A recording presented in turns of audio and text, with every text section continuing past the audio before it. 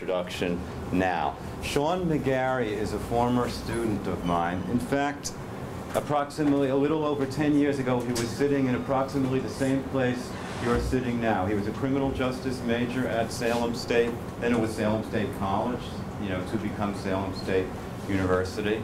And he did a senior-directed thesis with me on the subject of police suicide. He was very interested in that topic then, and he is now as well.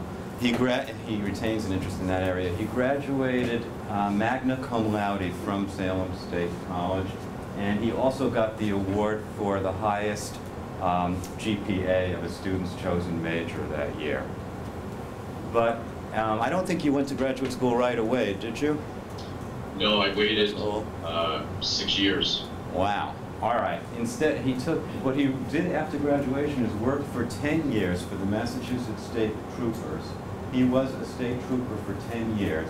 Then he earned a master's degree at UMass Lowell, and he then decided that what he really wanted to do in life, work-wise, was to teach criminal justice in college.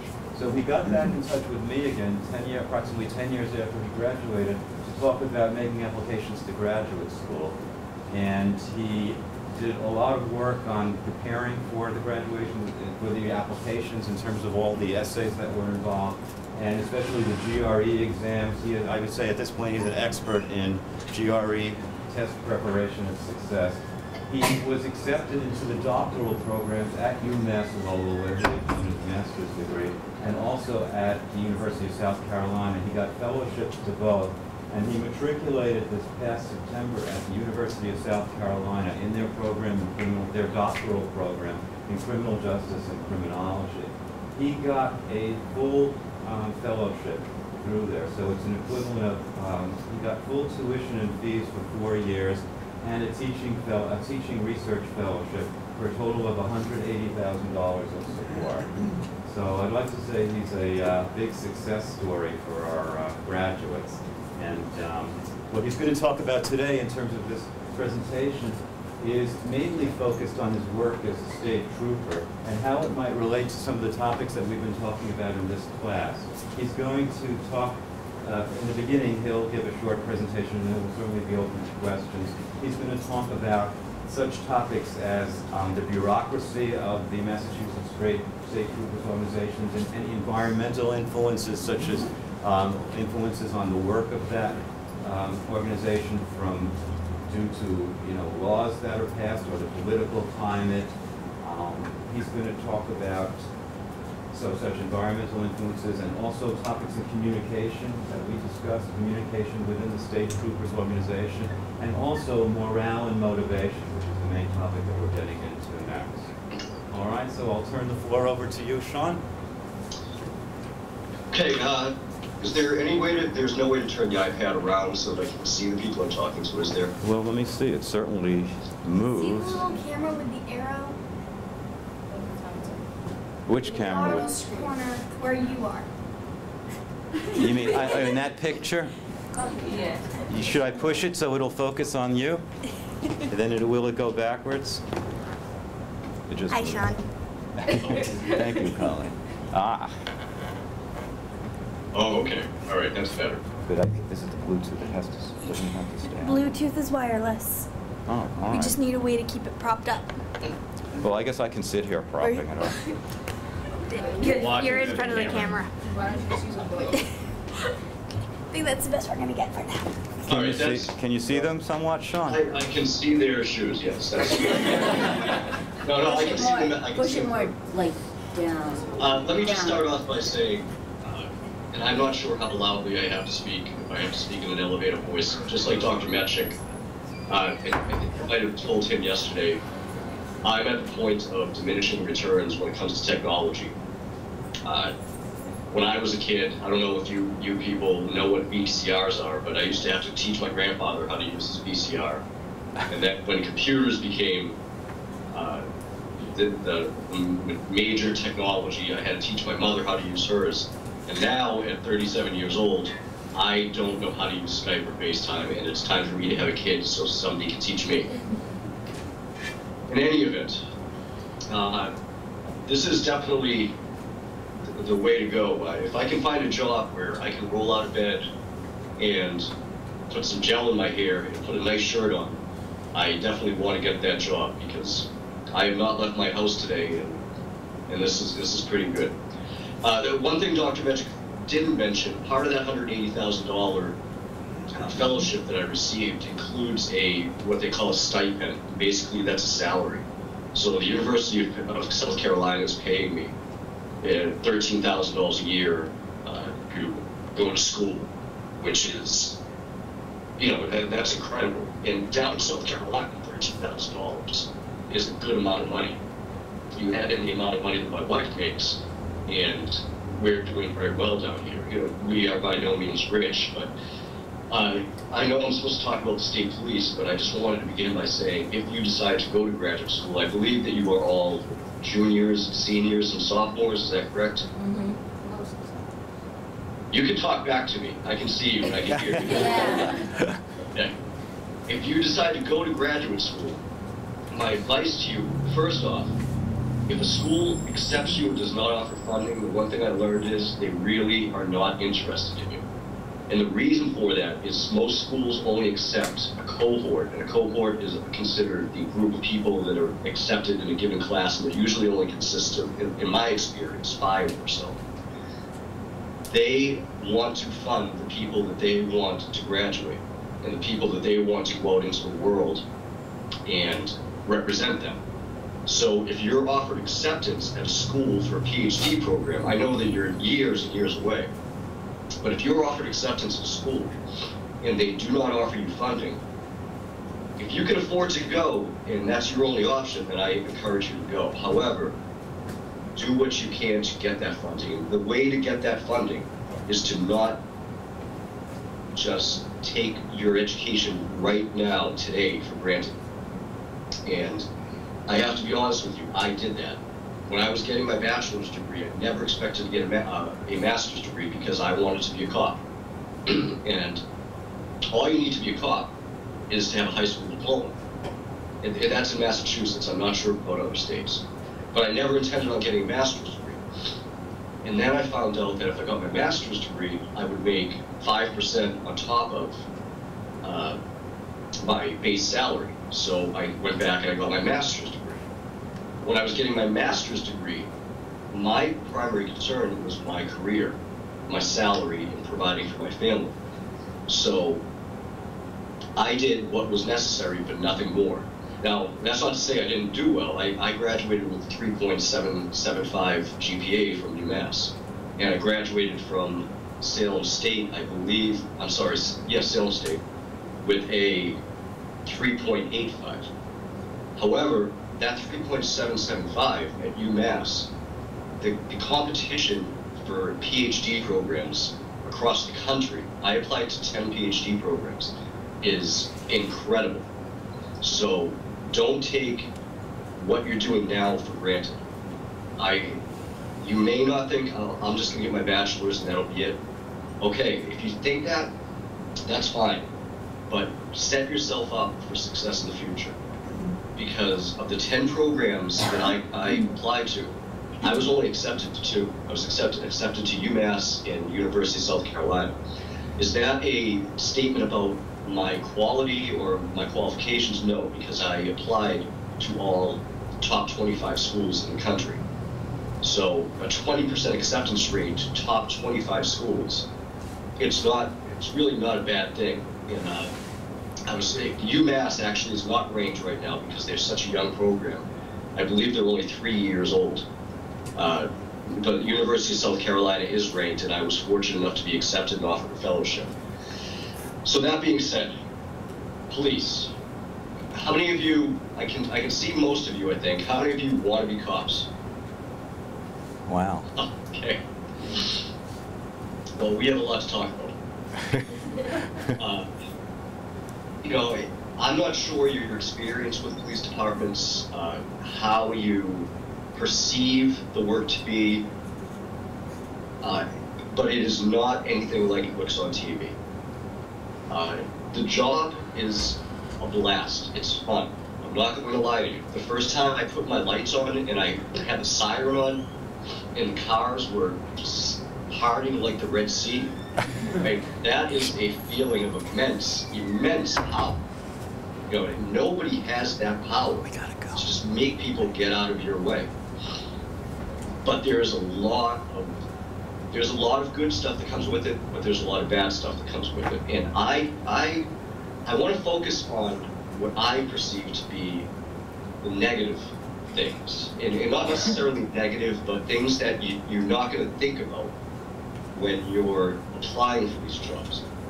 I mean, when I went in for my oral interview, I'm not sure, Dr. Metchik, have you talked to them about the process and how long it takes to even be offered?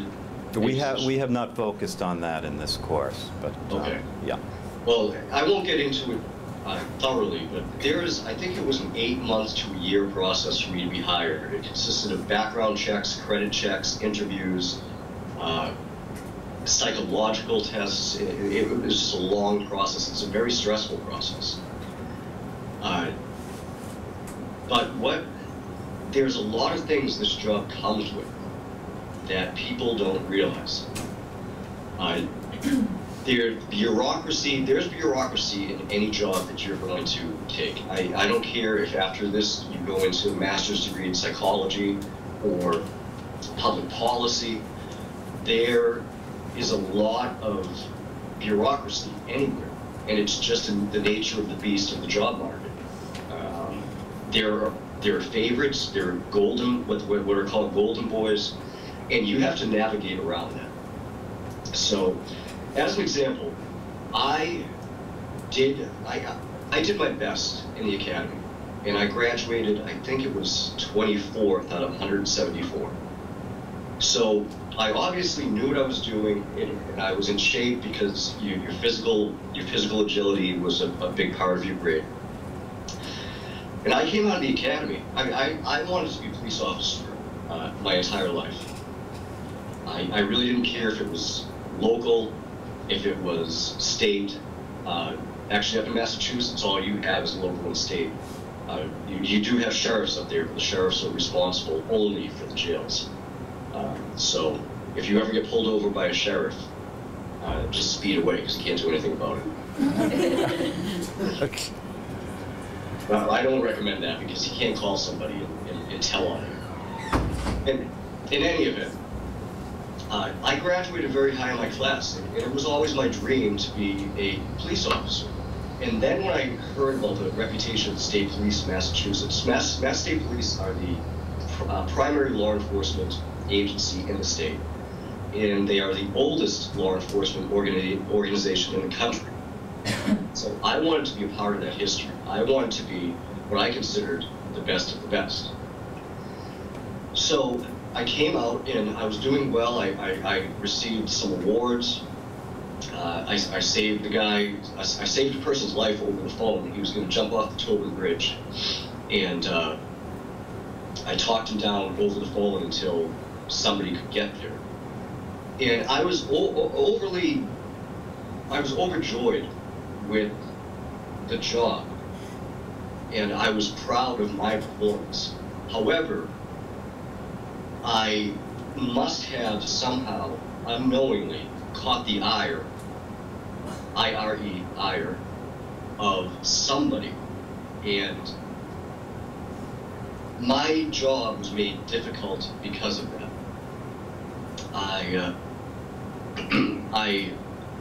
You have to excuse me, I'm recovering. I was pretty severely ill yesterday with a cold. I'm just recovering now.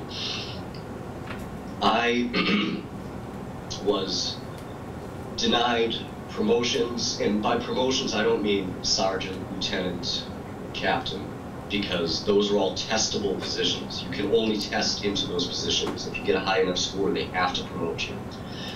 But I was denied places in detective units. One thing I always wanted to do, before I was a state trooper, I was a 7th grade math teacher. So I've always had an interest in teaching.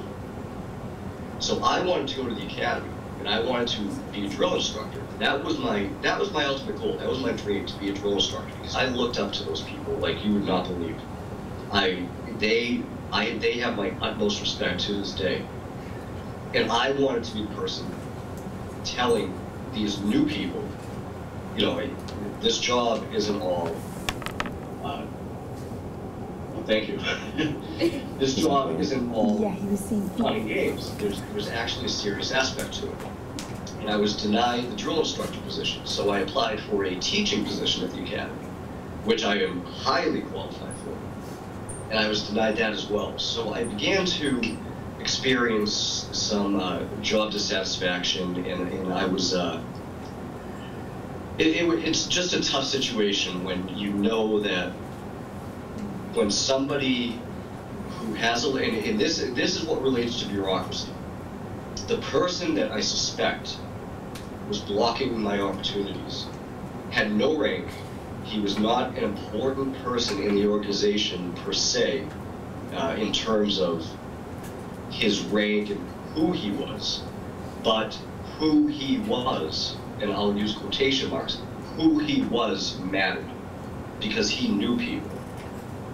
And that's where bureaucracy steps in.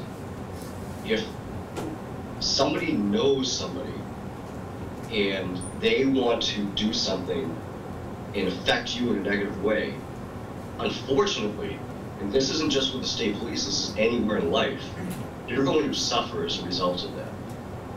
So bureaucracy is a terrible thing. It's really not a good thing. People talk about red tape. It's everywhere, but it is an awful, awful, awful thing.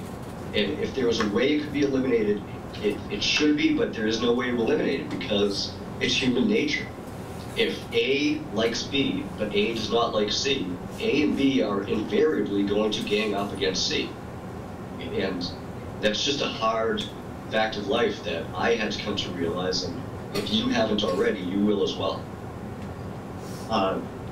Communication problems within the state police. There was a very strict communication process. There was something called a to-from letter. And all of the people that I've spoken to that are, I'm going to say, educated or well-rounded, think that this process was, there was a misnomer to it. It was called a to-from letter. And the people I've spoken to said it's a memo. And they're correct. It was a memo. You had to write a memo to your supervisors. But it was called a to-from letter. And I suspect that was taken from the Marines because the Massachusetts State Police are based on the Marines. Their academy, their way of doing things, their policies, their procedures are based all on the Marines. So if I wanted to communicate with somebody above me that I did not directly work with, and so what I mean by that is, when I worked in barracks, and by the way, the correct way of saying barracks is barrack, but nobody uses that, it just sounds strange. Barracks is actually the plural version of barrack. But when I was in barracks, I could speak to any sergeant in there, that was okay. I could even talk to my lieutenant. My lieutenant was the station commander, so he was in charge of the entire barracks. But if I wanted to go above the lieutenant, I had to write a letter, and it was a to-from letter. The reason it's called to-from is because when you write this letter, if you're writing the letter to somebody who's senior in rank to you, their name goes first. So it's to, let's say, Major Smith, from Trooper Sean McGarry. Now, when you get to the point of major or above, you start to write a from to letter. It becomes from Major Smith to Trooper McGarry. So it's very regimented, and it's not efficient at all. You know, the state police try to pride themselves on being an open organization where communication is valued. And I do believe it's valued, but I do not believe it is an open organization because of the fact, if I were to ever dare directly email the colonel of the state police, the colonel is the chief, basically. If I were to ever dare email him, the wrath of God would have come down on me. And I would have been, you know, you have to learn your place. And once you learn your place, things get a lot easier, if not more frustrating. Because You know, even in, I would say in the private sector, you really can't directly email a CEO either. So it's similar. But there are communication problems.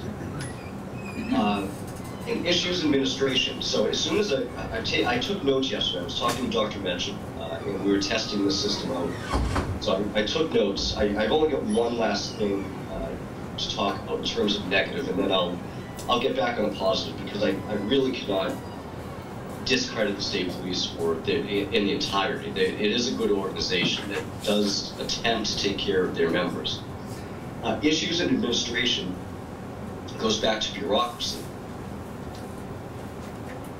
Administration, and let me preface this by saying, with the state police, and with me speaking about the state police, I'm only speaking about the state police. I cannot speak to the Salem Police Department, or the Revere Police Department, or the Gloucester, or even the New York Police Department.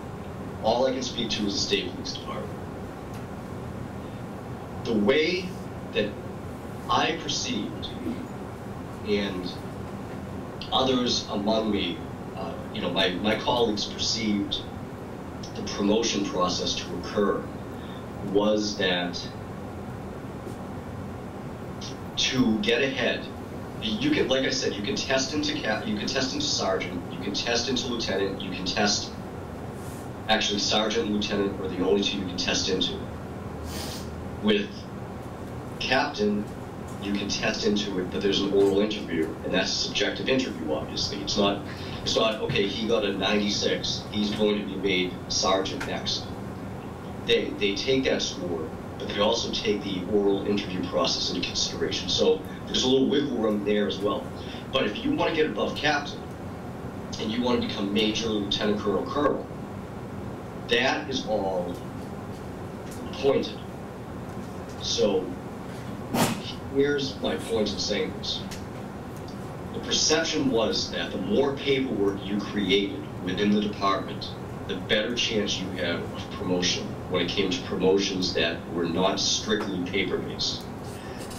So if you're wondering what I mean by that, I could test into sergeant and become a sergeant. If I disciplined my troopers consistently for anything, I would create paperwork by doing that. My lieutenant would see that I'm creating paperwork. That paperwork would be forwarded to the people that matter. And my chance of becoming a lieutenant would be greater, because they see me as a go-getter of sorts. They see me as somebody who, I like to be idealistic and say they see me as somebody who likes to improve the system and get things done, but I see it more as they like to discipline their people. And I was told by one of my sergeants, when you become a sergeant, and he's not this type of person. The reason he told me this is because he's a good person. Innately, he's a good person. He said the reason that sergeants treat troopers terribly is because they used to treat people and citizens terribly. And now they have come to the point where they don't have citizens anymore because they spend most of the time supervising. Then when you become a lieutenant, you treat everybody else badly. Then the higher you get, the more people you treat that way. And there is a atmosphere that I perceived. It may not be true, it was my perception. There is an atmosphere of the more paperwork you generate, the more discipline that you mete out, the higher you will get. And like I said, that's only my opinion, but I do have what's called, well, I was going to say I have empirical proof, but empirical means, you know, substantial, something you can present. I don't have empirical proof, but I do have a certain amount of knowledge of what happened, and who got promoted and why they got promoted. So that being said, do you want to be a cop? If you want to be a cop, become a cop. And by the way, the word cop is actually a derogatory term. It came from the early days when police officers would wear the jackets in the what's now known as a dress blouse. It's now known as a dress blouse. They would wear the jackets, and the buttons would be made of copper. So the people would refer to them as coppers, and eventually that just deteriorated down to cops. So that's why people say cop. If you want to be a police officer, I encourage you to. It's a fantastic job, but you have to be adept at interpersonal communication, and you have to have a thick skin. It's an excellent job. It really is. I miss that job every day. You know, I read a book one day that said, or was it a book? No, I heard on the radio a comedian saying, you know, cops must love their sirens because they use them all the time. And I did. I loved my siren. You know, you guys are allowed to laugh. People like I'm falling on my face here. But I did. I loved my siren. You know, and I loved putting that light on. And it wasn't because it was a sense of power. It was just, I identified with that light and that siren. That was me. I used to look on my right shoulder because we only had one shoulder patch. It was on the right shoulder. And I used to look at it and I would say, I am the luckiest person in the world to be able to have this patch on my shoulder. And I would look down at my hip and I'd see the gun and I'd say, I can't believe they trusted me to carry this thing. Again, guys, laugh. Dr. Mitchell, do they laugh at you at all? I mean, I certainly, they do actually all the time. South Carolina, I cannot hurt you for another 18 hours. I have to get on a plane and take 2 flights to get there. So it's a great job. It's a good job. If I could go back to it, would I? Only for the sole reason that I love education. If I could be a student for the rest of my life, I would be. I hate going to class. I hate sitting through a 2-hour lecture. But I love being a student. I love learning. You know, I'm sure you've heard knowledge is power and all of these cliches that mean nothing because they've been used so repetitively. But it does mean something to have knowledge. You know, knowledge will get you a better job. Once you have that job, will it help you? Maybe not. You know, that's when the interpersonal skills come into play. That's when you have to start to schmooze people and become friends. And I'm just now starting to learn how to do that. And I'm 37 years old. And I imagine by the time that I'm 87 years old and I'm in the hospital with dementia, I'm still going to be learning how to get along with people because people evolve, people change. Society's perceptions of how you should act change. But now is again, this is going to be the last thing I'll say and then I'll open it to questions. Now that you're sitting in these seats now, this is the time to really start to develop who you are and who you want to be. Don't take this time for granted, because you will regret it later in life if you do. I'm not going to say I took it for granted, but school always came very easy to me. I never really had to try. I just have an innate, I'm not going to say intelligence. Well, I guess I can say I have an innate intelligence. I do not have innate wisdom. I still don't believe I have any. Maybe I do have wisdom if I'm talking to you. But on a scale of 1 to 10, my level of wisdom is probably a 2.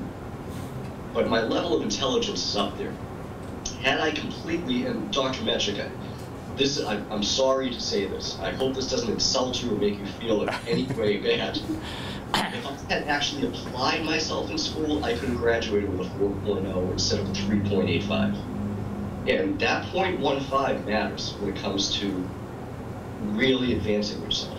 And that's not to say that the instructors and the professors and the doctors that I had as instructors were in any way deficient or didn't challenge me. It's just some people just get it, and they get it immediately. And some people don't, and there's nothing wrong with those people either. They just have to work a little bit harder.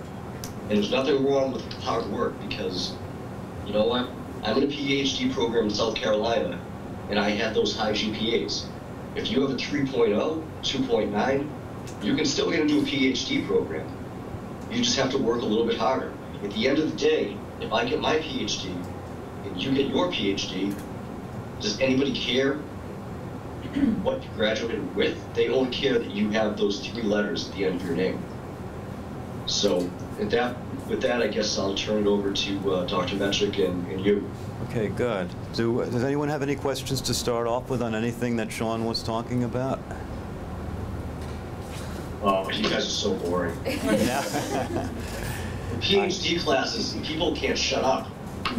You've noticed that in the graduate classes? Well, maybe I'll start it off, and then I'm hoping I can drag a few of the, I think the students will jump in. But I have a couple of questions based on what you were saying, Sean, and one of them might be very personal. It might be too personal, and you can tell me, all right? But I think it certainly did get up my curiosity when you talked about the work with the state troopers, and you said that, you know, you indicated that there was something you did that got to this person. I guess you used the phrase that his ire was up, you know. He was angry about something, and I'm wondering if you can speak about, did you make some mistake? Again, if this is not too personal a question, in terms of interpersonal communication or relationships, why would this person be trying to talk to other people to block your promotions and where you wanted to go? That's something that I wondered for 10 years. I didn't know this until I was told by somebody else. When I got out of the State Police Academy, I was assigned to a barracks for field training for 3 months.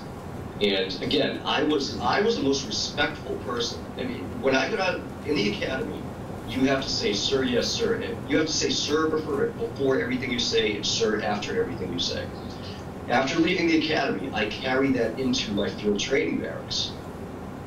And after a week, my first field training officer, I had 3, said, all right, you can drop that, it's okay. And so I was I'm a highly anxious person, and I like to follow the rules because I just don't want to get in trouble. I don't want to make anybody angry. I hate conflict. I hate confrontation, which would make you wonder why I became a state trooper. But, you know, I just don't like conflict and confrontation among the people that I'm supposed to be close with. And I subsequently, after my field training, I got sent to the Grafton Barracks, which was 50 miles away from where I work. And if you decide to go to the state police, that's what will happen after your field training. They send you anywhere up to 74.9 miles away. And the reason they don't do 75 miles is because they have to pay you a little bit more if they do that. So I was sent about 55 miles away to the Grafton Barracks. And then after 2 months, they needed to backfill the Newberry Barracks, so I was brought back. And after the academy, after we graduated, typically, traditionally, when the academy, after your academy graduates, they get sent somewhere, and you come back home. That is, your home barracks is what's called home. And I wasn't brought home. And I called one of my field training officers. I said, what's going on? Why was I not sent home? And he said, he doesn't like you. I'm not going to identify anybody, but he said, he just doesn't like you. And I said, why? What did I do? And he said, he's just the type of person that he either likes you or doesn't like you. You might not have done anything. He just didn't like you. And that's a really subjective thing, and it's a hard pill to swallow. How? Because you can't fix that. You know, how do you, if somebody doesn't like you because you wear red shirts, I can fix that. But if somebody doesn't like you just because, there's no remedy for that. And that is a tough thing to swallow. Eventually I did make it back home. And it was probably the worst thing that ever happened to me, because home was where he was. And I guess that just speaks to the bureaucracy and the golden boy attitude and who you are and who likes you and who doesn't like you. Okay. All right. Yes, Colleen? Don't police organizations usually have unions? Yes. And a union we had the largest union in the state.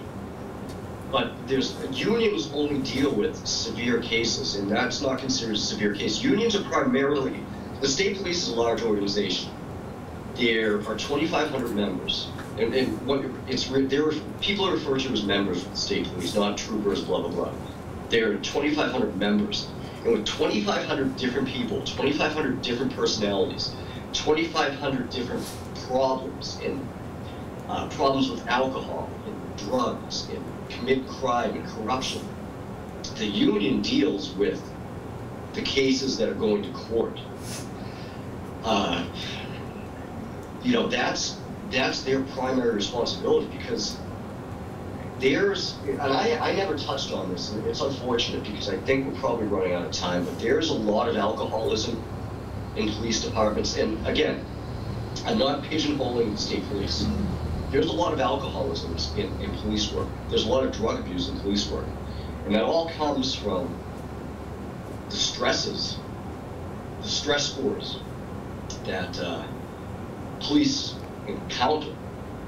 You know, I've seen enough dead kids in my day for it to have affected me.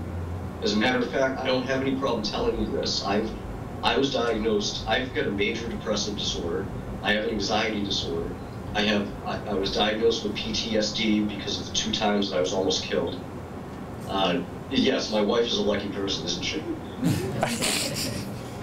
I also have a sleep disorder. I sleep maybe for every 60 minutes and an hour, I sleep maybe 10 of them, and then I'm awake. So the union is there to help troopers who have severe problems. And also, you have to think about it this way. I don't know if you've taken a law class with Professor Levesque, but you have to have proof of things in order to address them. All of this internal stuff, there's no proof of it. There's nothing in writing. You can say, well, he did that, he did that, he did that all you want. But what if he says, no, I didn't? Hearsay. Who's right? There's no proof. So the union cannot address anything like that. So I hope that answered your question.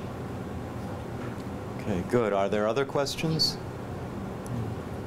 I have, Sean, you mentioned that state troopers, you know, they're known to have bad interactions with citizens, and then you mentioned that sometimes when they're promoted, they carry over that tradition to the people they're supervising within the organization.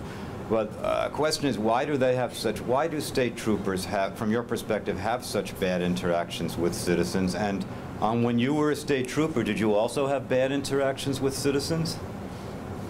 Okay, first, the reason that state police have bad interaction with citizens is because of the academy. And I can tell you that from experience, because yes, I did. I had plenty of them. The academy was 6-month live-in academy. I had to live there Monday through Friday, and all I did was get yelled at. I mean, I just got yelled at, screamed at, told I didn't belong. And it's not just me, everybody did. I didn't belong, I wasn't going to make it. If I did the slightest thing wrong, they were there with their, it's called campaign cover, you know, the smoky. They were there in my face screaming at me.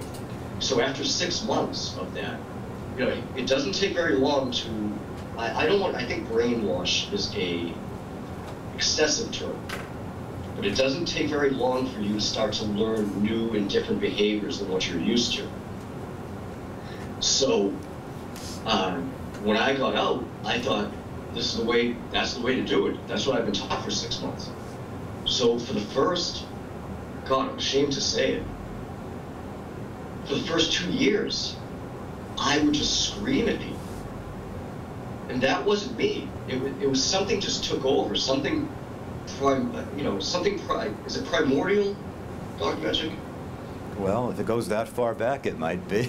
Well, but for that to change me in that way, I didn't do it to everybody, but if somebody did something that really angered me, I can give you an example. And again, I'm ashamed of this. I'm not proud of it, so please don't take it that way. Somebody flicked a cigarette out of their window and it hit my windshield. And if there's one thing I shouldn't say one thing, there are a lot of things I don't like, but I don't like people littering. I hate it. You have an ashtray, well, most cars don't now, but you have an ashtray, you use it.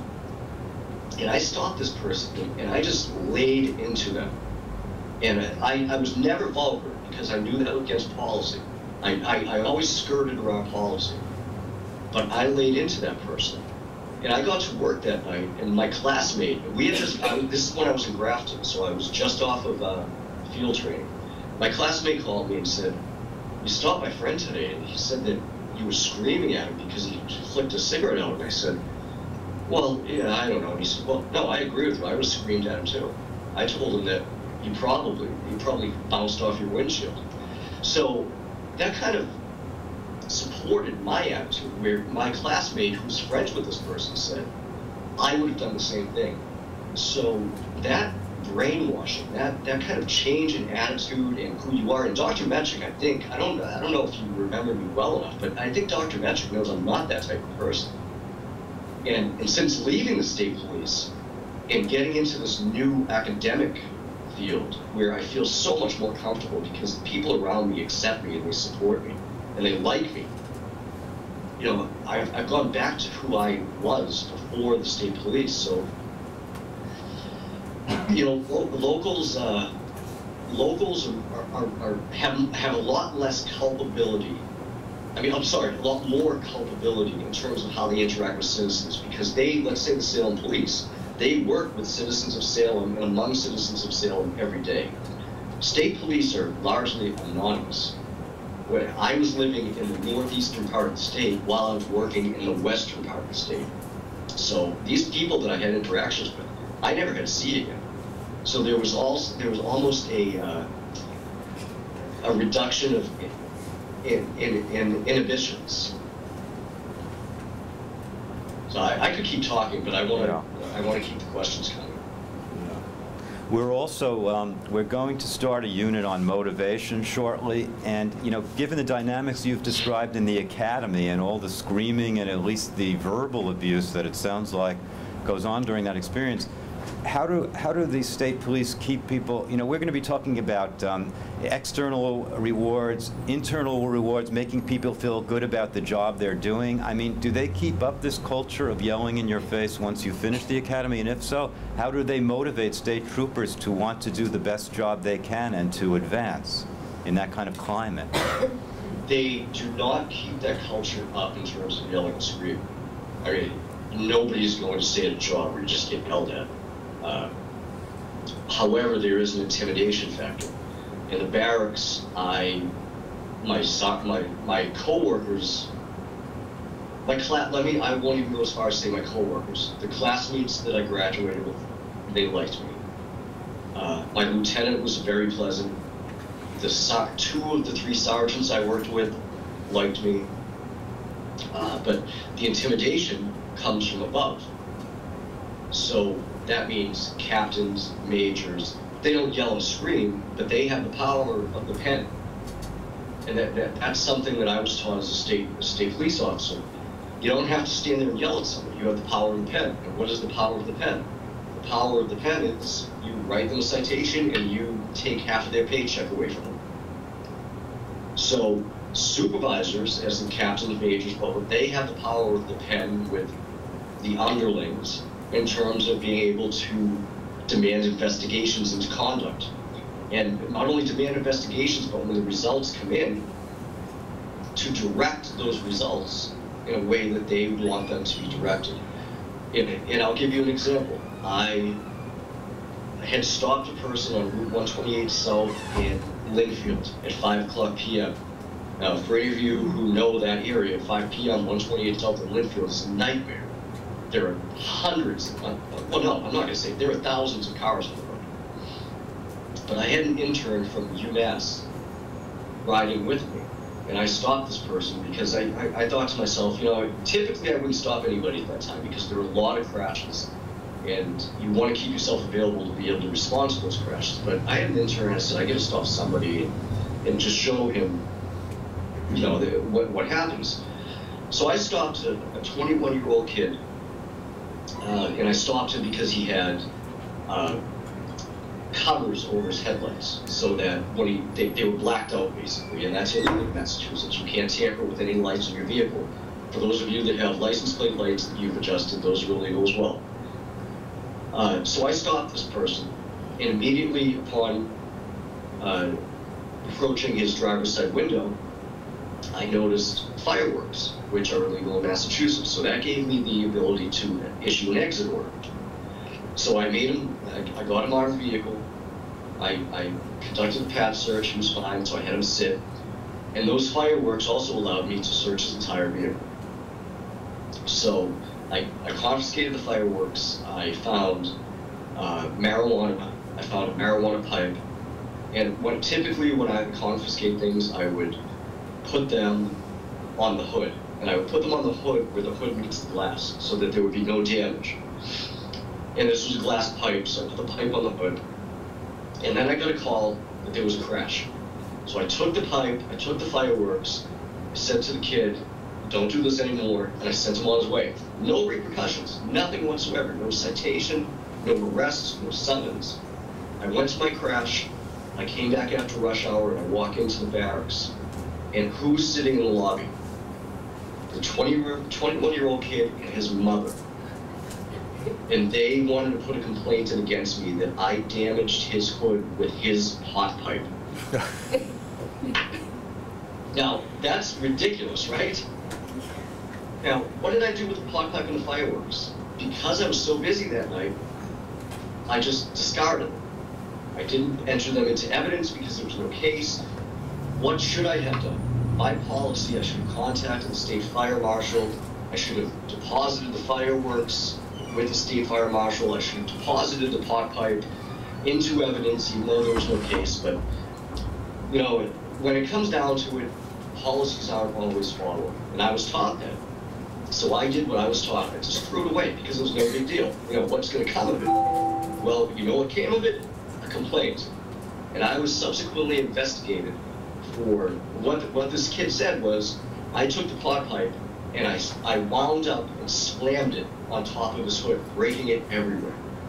Now again, the reason I told you this was 128 South in Linfield at 5 o'clock p.m. is because if I had done that, how many vehicles are on that road in gridlock? How many people would have seen that? I also had an intern with me. And in the investigation, the intern said, no, he absolutely did not do that. And I said I didn't do it because I didn't. The results of the investigation were I was guilty, I did it, I was disciplined, and they gave him money to fix his hood. So there is a lot of disenchantment that occurs. And I'm not sure what your question was, Dr. Mitchell. Well, it was about increasing motivation, but is there any rewards for meritorious behavior in this organization, or are they constantly just looking to trip you and find things that are wrong? It depends. It depends on who you are. I don't think they're always looking to trip you. But if you do something that might be a little bit outside of bounds and they don't like you, they will trip you. Yes, there are rewards. There is money. You have to provide your own motivation with that job. And again, I can only speak for the state police. My motivation was, I always Oops. You still hear me? Okay. I always hated getting cut off. Oh, later. You hear me? Yeah, we're back. It was just some other quirky thing. When driving, I always hated getting cut off. I always hated inconsiderate drivers. You know, I try my best to be considerate of people, but when people do bad things to me, it makes me angry. So my motivation in this job was to provide that retribution for other drivers, not for myself. So in other words, if I saw somebody cut somebody off and just really do something that was egregious, I stopped them, and I would not give them a break.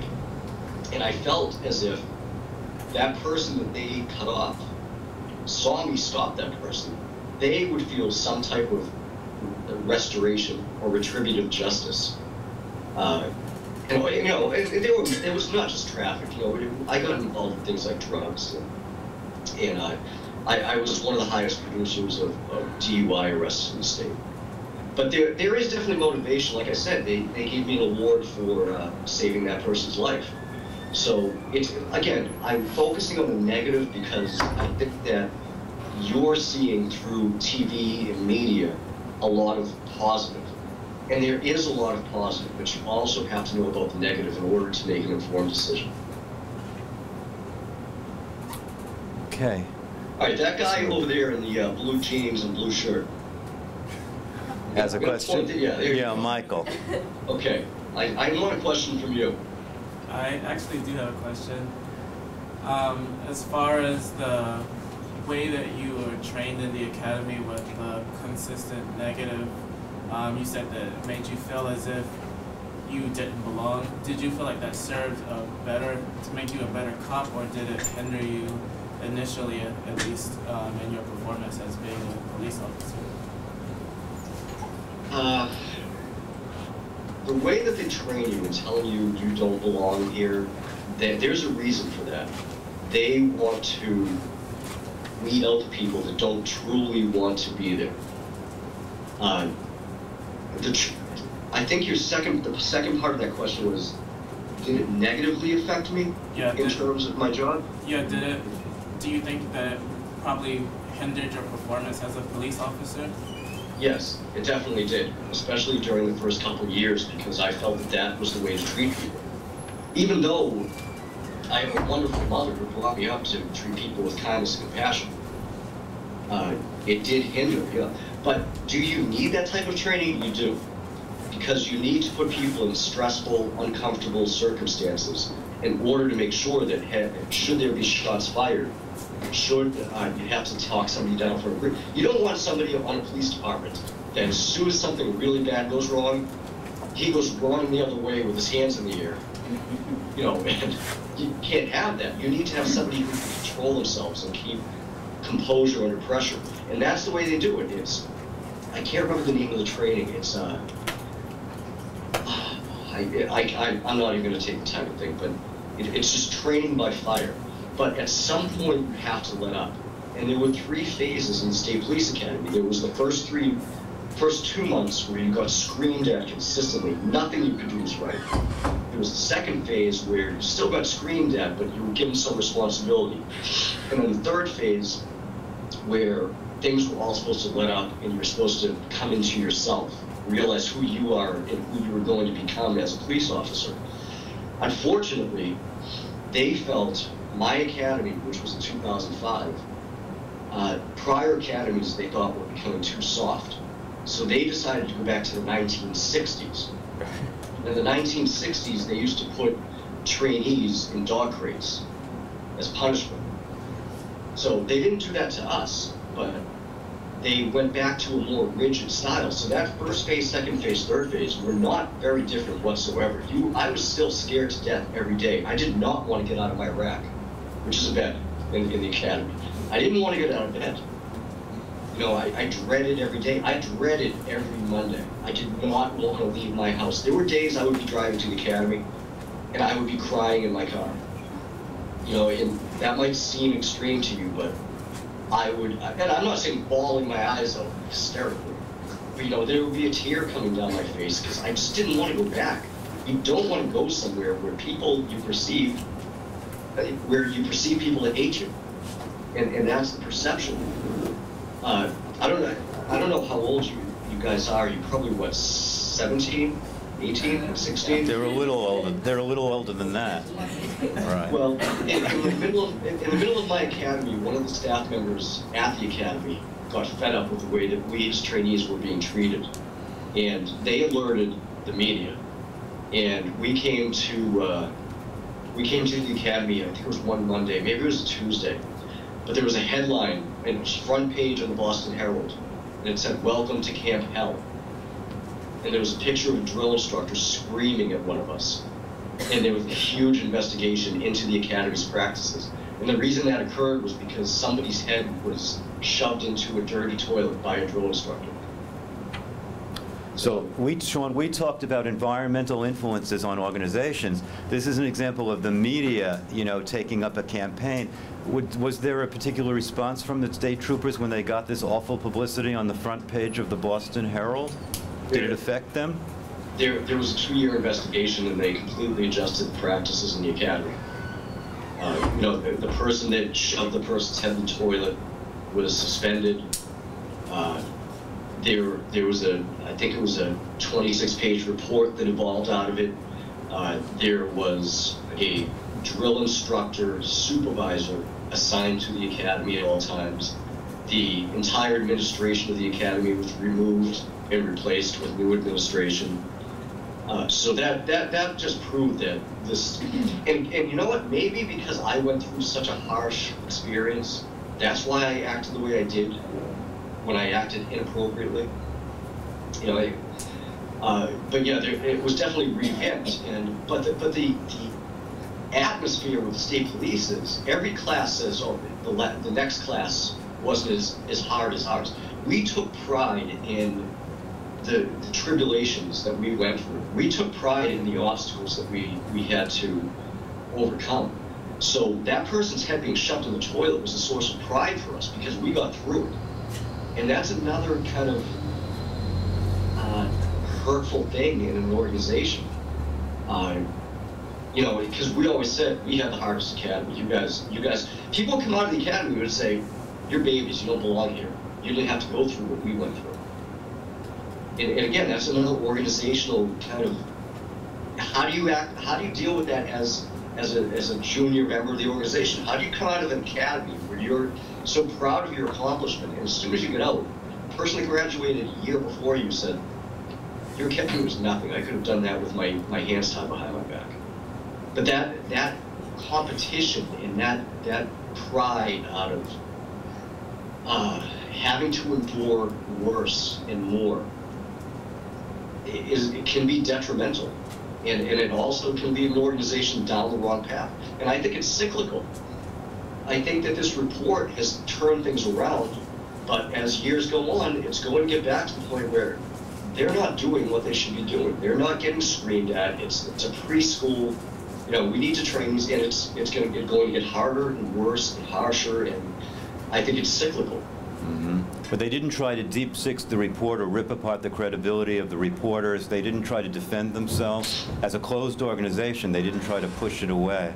It sounds like they really took it to heart, and there were some actual changes that took place afterwards. I don't think it's that they wanted to take it to heart. I think it's they had to, because it was a pretty scathing report, and that's a health issue. You get your head shoved into a dirty toilet, you're at risk of I don't know HIV, but hepatitis and a plethora of different diseases and health concerns. What I'm also hearing from earlier in your presentation, and maybe some of the students in the class could speak to this better than myself, but this feeling of, you know, that it upset you so much that you didn't want to go to a place where you were hated, and there was a particular person, you didn't even know why, what you possibly could have done that set them off.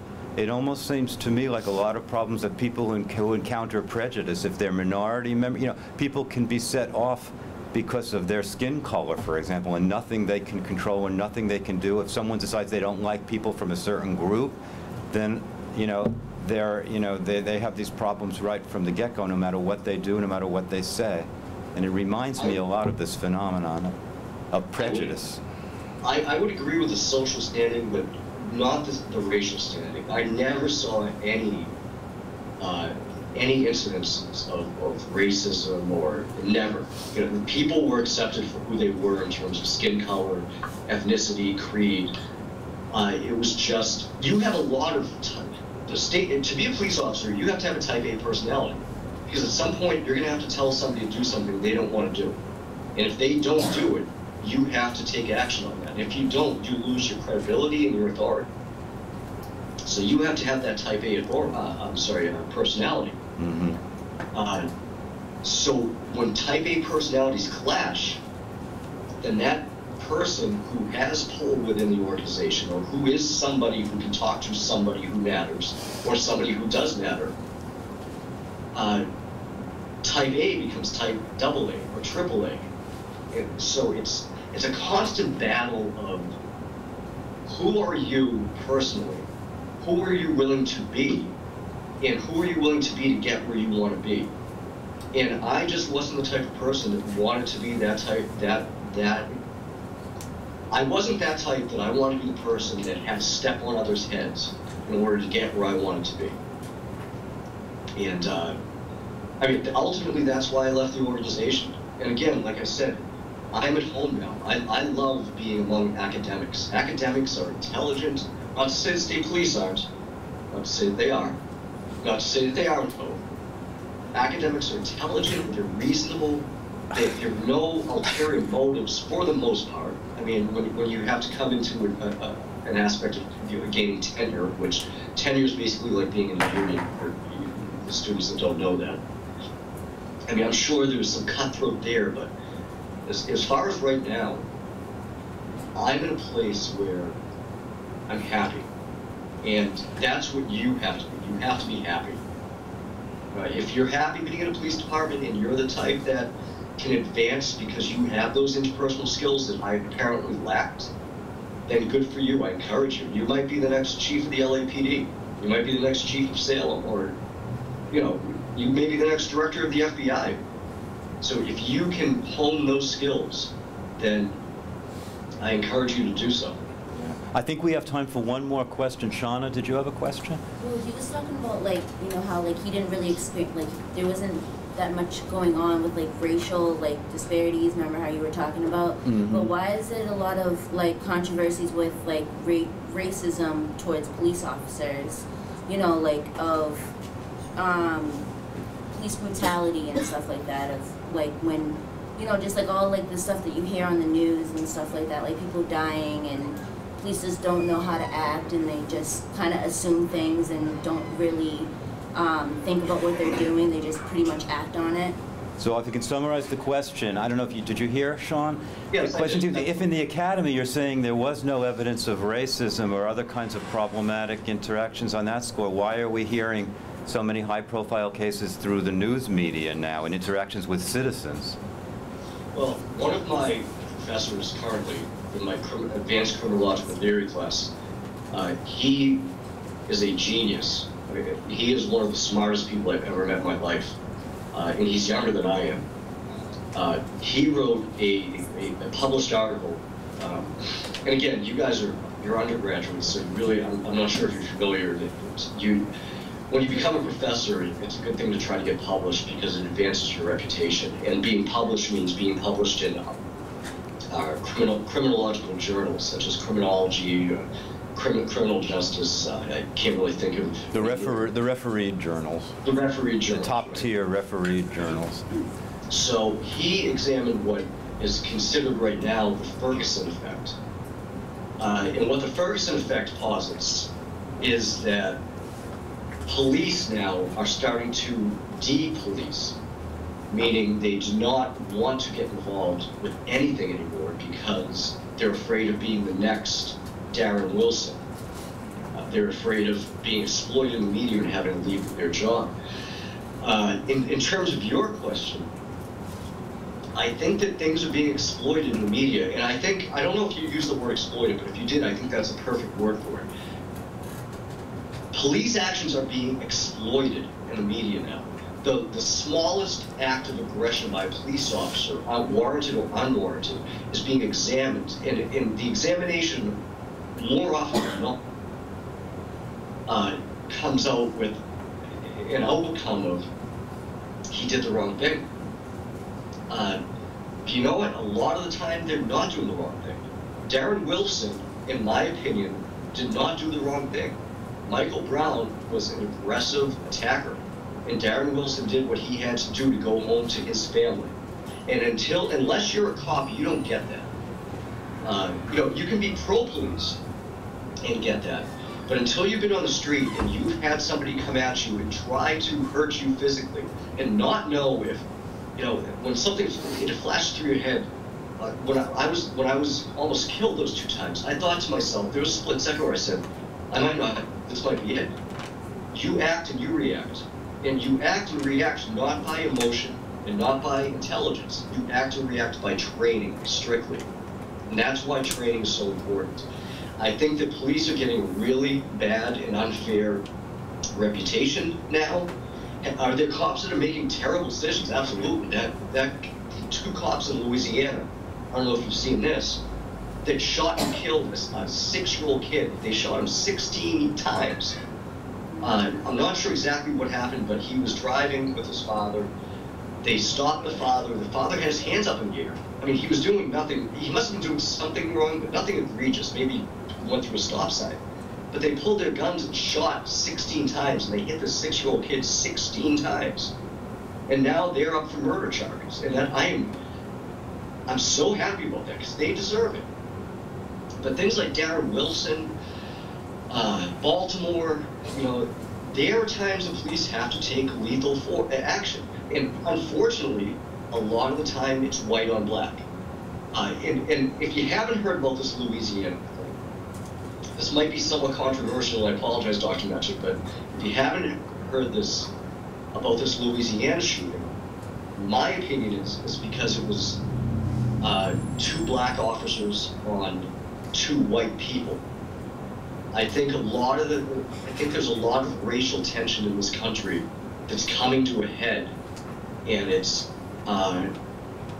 is it justified or not? I can't speak to that, but I think there are a lot of bad cops out there, but there are more good cops, and they're acting in the best interest of you and everybody else, and they have to act in their own best interest as well, because you know, you go to Salem State every day, and you expect to go home. They go to work every day, but they can't have that same expectation. They want to, but they can't, and they have to act appropriately. And we, as citizenry, have to take everything into consideration and judge them based on all factors, and not just black on white, white on black.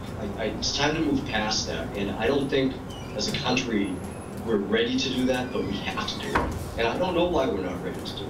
I guess that may be a subject for a longer conversation, but thank you very much for all this time. We really appreciate it. It was a really informative talk, and thank you very much. I'll see you again at 11:30. Yes, sir. Yeah, thanks so much. All right. Okay, bye-bye.